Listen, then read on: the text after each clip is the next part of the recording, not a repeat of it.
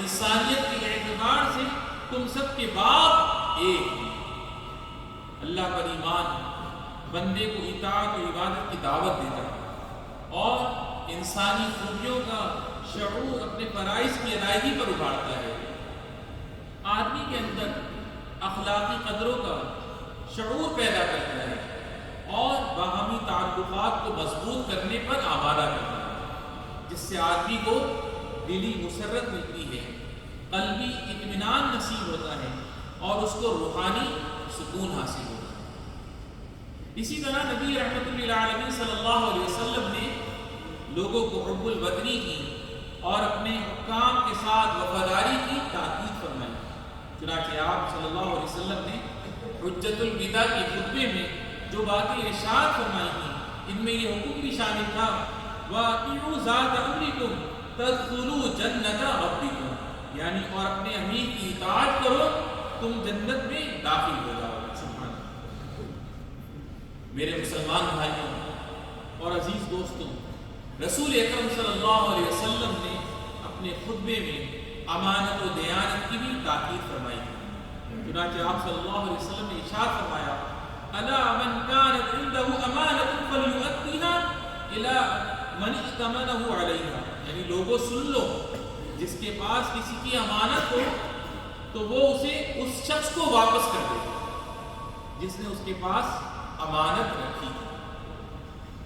رحمت تمام صلی اللہ علیہ وسلم نے امن و امان کی بھی تاکید فرمائی اور صلح و سلامتی کے قدروں کو اس طرح پختہ کیا تھا ان دماءکم واموالکم واعراضکم وابشارکم علیکم حرام کحرمت یومکم ھذا فی شہرکم ھذا فی بلدکم ھذا، یعنی بلا شبہ تمہارے خون، تمہارے اموال، تمہاری آبرو اور تمہاری کھال یعنی جسم تم میں سے ایک دوسرے پر حرام ہے، یعنی ناحق کسی کا خون کرنا، ناجائز طریقے سے کسی کا مال لینا یا کسی کو بے عزت کرنا یا جسمانی تکلیف پہنچانا ہمیشہ ہمیشہ کے لیے حرام ہے۔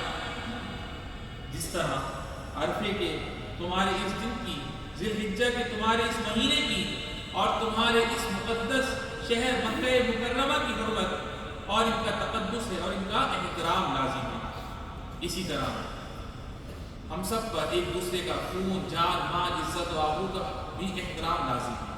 یا اللہ ہمیں ایمان و یقین کی نعمت عطا فرما، نبی کریم صلی اللہ علیہ وسلم کے ارشادات کی پیروی آسان فرما اور اپنے فرمان پر ہمیں عمل کی توفیق عطا فرما۔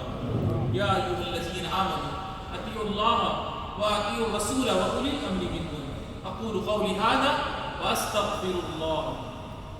اللہ اکبر، اللہ اکبر، اللہ اکبر، اللہ اکبر، اللہ اکبر، اللہ اکبر، اللہ اکبر وللہ الحمد۔ نحمده سبحانه ان من علینا بمواسم الخیرات نفرح فيها بالأفضال والرحمات، والصلاة والسلام على خير البرية وعلى آله وصحبه من تبعه من دامت الأرض والسماوات۔ عید الاضحیٰ اور قربانی کا اہتمام کرنے والوں، عید الاضحیٰ کا دن قربانی اور شکر گزاری کا دن ہے، یہ اسلامی تعلیمات کی اہمیت سمجھنے کا دن ہے۔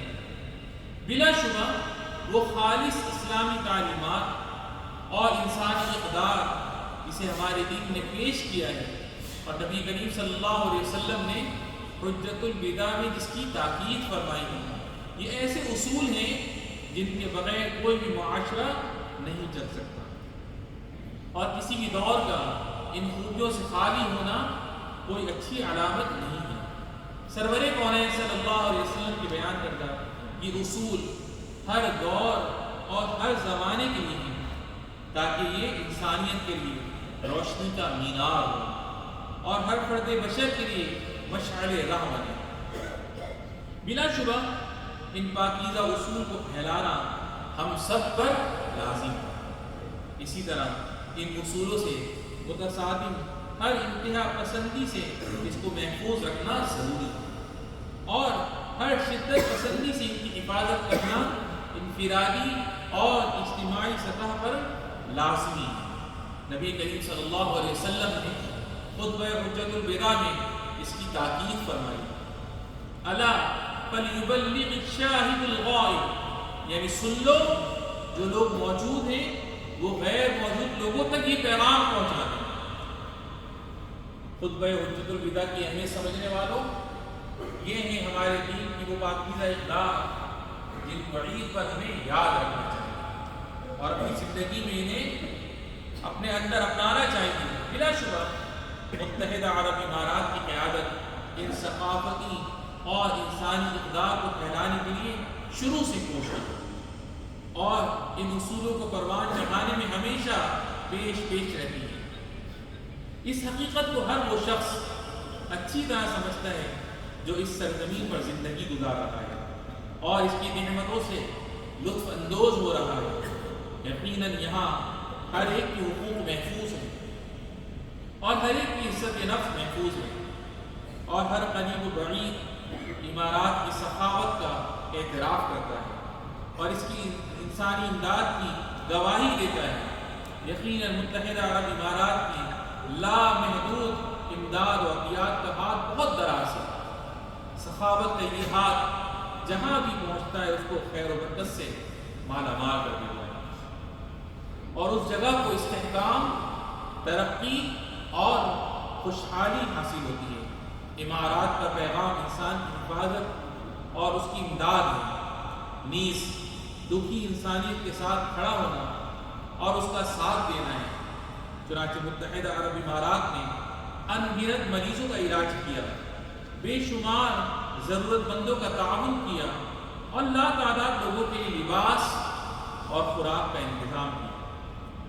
بس ہمیں عید پر ذکر و شکر کرنا چاہیے، اس موقع پر اپنے اسلامی اصول و اقدار کو عام کرنا چاہیے، اپنے اخلاق سے دوسروں کو مانوس کرنا چاہیے، اپنے بال بچوں کا دل خوش کرنا چاہیے، عزیز و قارب کے ساتھ سلح رحمی کرنی چاہیے، رضا الہی کے لیے بڑھ چڑھ کر قربانی کرنی چاہیے۔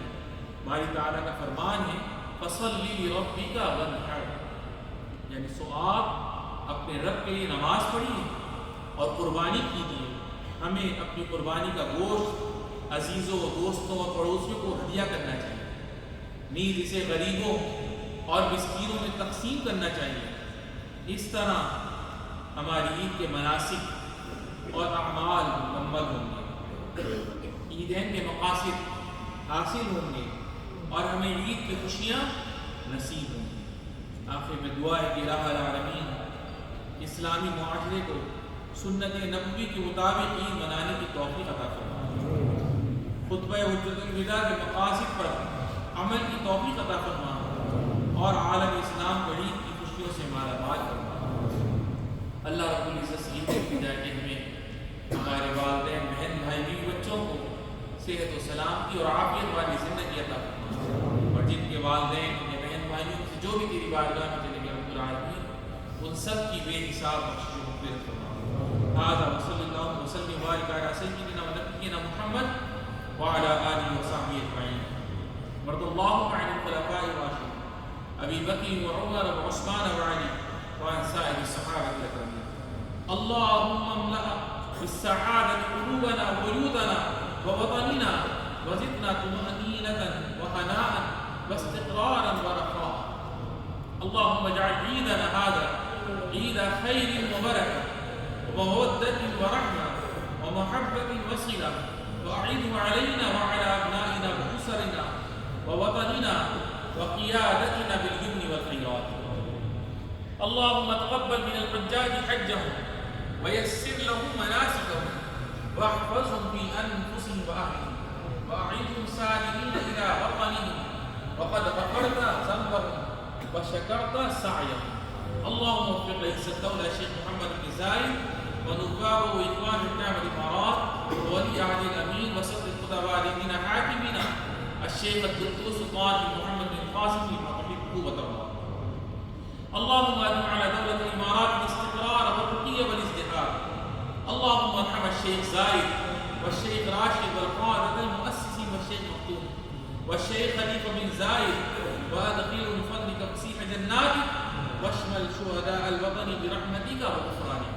اللهم ارحم المسلمين والمسلمات والمؤمنين والمؤمنات الأحياء